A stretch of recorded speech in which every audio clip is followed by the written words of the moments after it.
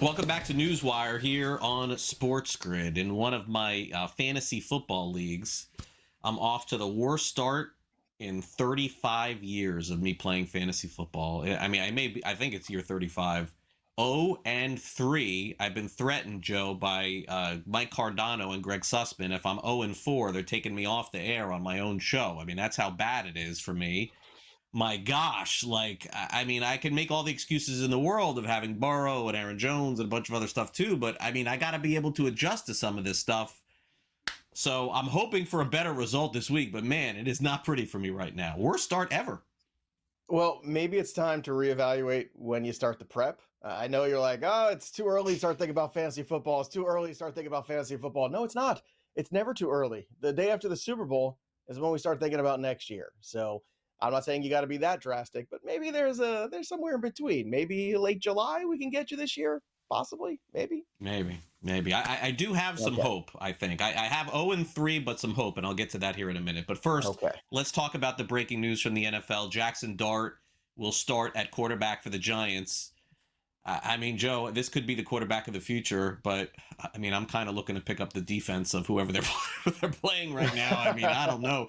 I mean, Cam Ward was so much better than Jaxson Dart, and you could see the kind of struggles that he's having. Rookie quarterbacks, man.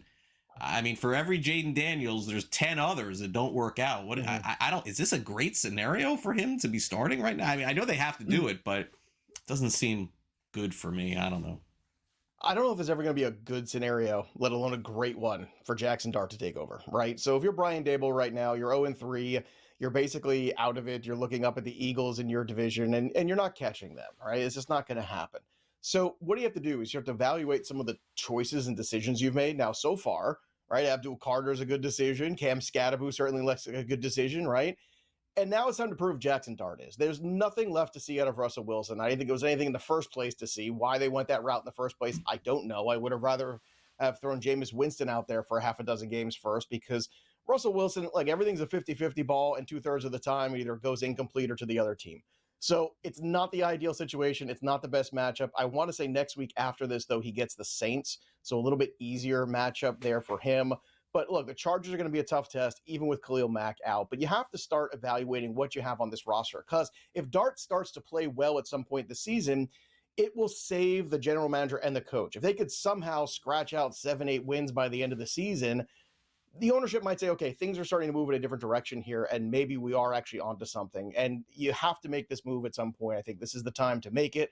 And I think it's bold. I think we try. I think we see what happens. It can't be worse than Russell Wilson. At least we're looking to the future and evaluating what's going on.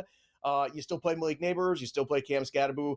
The rest of it, again, you probably shouldn't be playing anyway. But that's my evaluation right now. My comp for him, Jeff Garcia. That was the comp that I put on Jaxson Dart. It would be great situation. To me, well, yeah, but here's the thing. Like, Jeff Garcia, not a guy that was highly touted coming out of college. A guy that did move very well, did move out of the pocket well, was not afraid of contact as a quarterback. He did all those things. If you watch the tape of the two of these guys, like, right on top of each other, the way they throw off that front foot, everything looks very similar. So in a good situation, Jeff Garcia took teams to the playoffs. In bad situations, Jeff Garcia was a league average quarterback. So we'll see which Jaxson Dart becomes as his career unfolds now in the weeks ahead. Yeah, I would love for that to happen. And he does have his Owens. He's got Neighbors, right? So, I mean, some of that does make sense.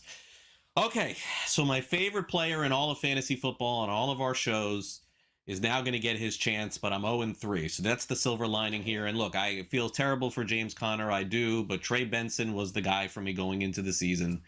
And so now I got my shot to play Trey Benson. But again, no disrespect at all. Terrible injury to James Conner. I don't want to, lose sight of that.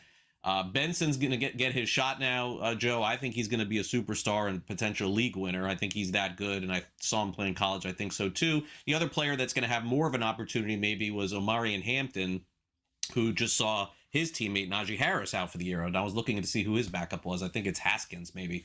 And also special teams, there was some crazy scoring this week. I don't think that was going to continue. A little bit of an anomaly around the league. Basically, everybody's scoring. The Jets scored, Seattle scored. It was up and down. Everybody, Philly scored. So that doesn't happen. But let's hit on the running backs here. We'll start off with Benson. Am I off here? Yeah. I think Benson's going to be huge for the rest of the season. I think he's better than Conner. I mean, that's why I took him in these leagues. But I didn't want to go down this road though, like, to make it happen. No, of course not. But I think everybody knew. You could see the age of Connor. Eventually, things were going to catch up. Same thing with Aaron Jones, right? Unfortunately, who you said you drafted earlier, was trying to get ahead of the curve here a little bit in 2025.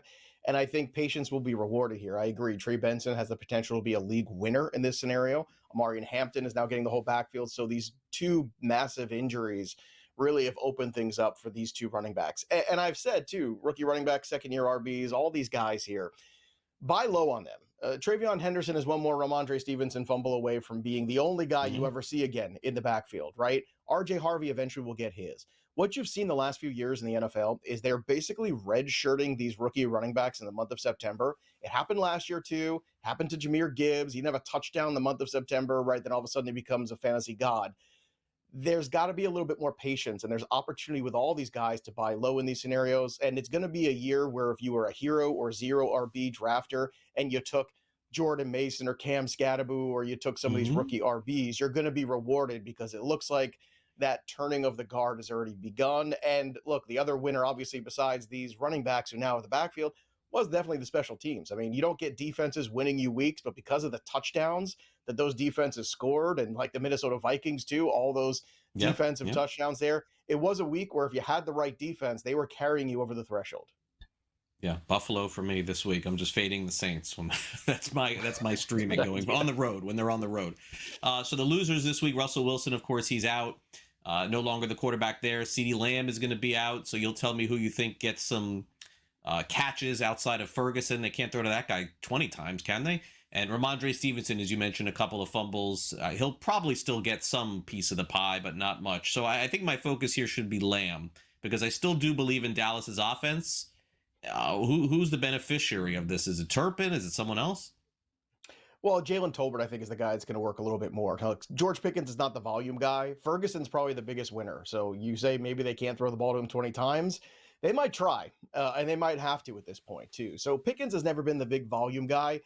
Between Pickens and Ferguson, they'll handle most of it. I don't think Turpin's a guy you can really go after, but Tolbert might be a guy in the next couple weeks that might, in PPR leagues, at least be able to get you 10 points potentially, though. Can he get you a 4-catch day for 60 yards? It's possible. But again, really tough here. We lost CeeDee Lamb, maybe Terry McLaurin, Mike Evans with a hamstring. It was a really rough week for injuries.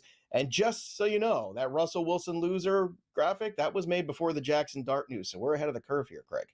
Yeah. I mean, of course. I mean, it's not a surprise there. All right, so here was a surprise for me for Washington. What was going on with the running back usage in the first half, where Rodriguez and McNichols were playing and Bill was not? I know Ollie Gordon's 30% owned, and at this point, it's fair to say he's going to get a lot of goal line carries. I don't think there's another player on that list that's a waiver wire target to start for you now, but if you don't get ahead of it, you're not going to have the guy when you need to play him. So all of these players should be picked up and at least stashed for the time being. But what happened in Washington there? I was following the game, and I just didn't understand what the usage was. Is this just how they're going to do things going forward? Well, look, a lot of people thought, well, McNichols, maybe he'll be the Eckler in this offense, but he was exactly the Eckler in this offense. So that was surprising. And as you're saying, trying to get ahead of these guys is what's most important. On this running back group, I didn't want to get ahead on Ollie Gordon. If something happens to Achane, he's clearly the last man standing. He finally got some run last week. He got a touchdown. Ollie Gordon had a terrific college career, a down last season, but again, looked great in the preseason.